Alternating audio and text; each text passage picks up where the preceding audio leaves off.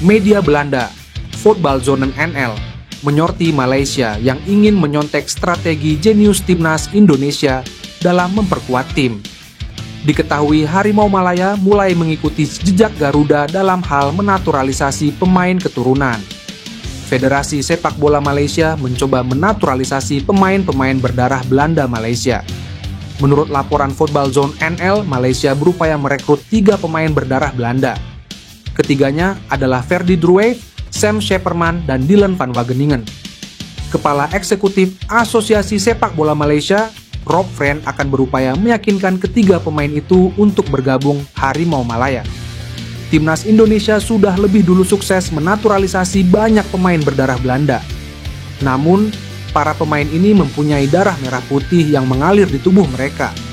PSSI sudah menaturalisasi banyak pemain berdarah Indonesia seperti Tom Hay, Jay Izzes, Mace Hilgers, Eliano Reijnders, hingga Kevin Dix. Saat ini PSSI juga sedang mengusahakan untuk menaturalisasi pemain berdarah Sumatera Utara, Ole Romeni. Bantuan dari para pemain keturunan ini membuat timnas Indonesia berbicara banyak di putaran ketiga kualifikasi Piala Dunia 2026 zona Asia. Skuad Garuda saat ini berada di urutan ketiga dengan koleksi 6 poin dari 6 pertandingan. Timnas Indonesia masih mempunyai kesempatan untuk lolos ke Piala Dunia 2026. Voetbalzone NL meyakini keberhasilan timnas Indonesia inilah yang menginspirasi Malaysia untuk menaturalisasi pemain dari Belanda Malaysia. Proses naturalisasi Ole Romeni, Tim Gijpens, dan Dion Marks akan mulai diproses di DPR pekan depan. Hal tersebut diungkapkan Menpora RI, Dito Aryo Tejo. Sebelumnya beredar kabar 3 pemain itu akan diambil sumpah WNI pada 8 Februari 2025.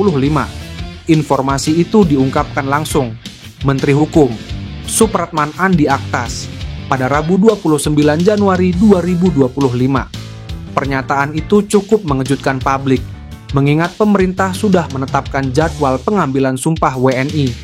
Padahal, proses pemain yang bersangkutan belum dibahas oleh DPR RI yang merupakan prosedur wajib dari naturalisasi.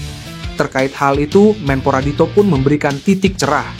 Ia menyampaikan proses naturalisasi Ole Romeni, Dion Marks, dan Tim Gijpens akan mulai dibahas lewat rapat dengan Komisi X dan Komisi 12C DPR RI pada pekan depan.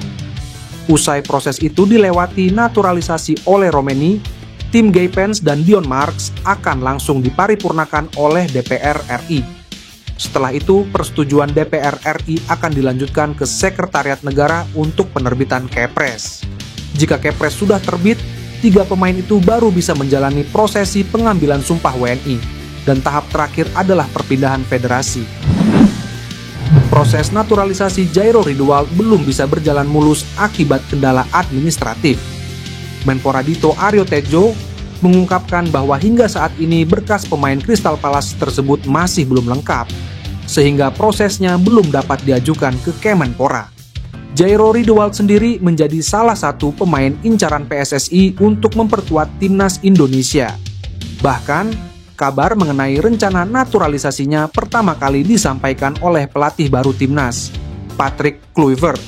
Menurut Dito, dokumen yang diperlukan masih dalam tahap penyelesaian oleh PSSSI.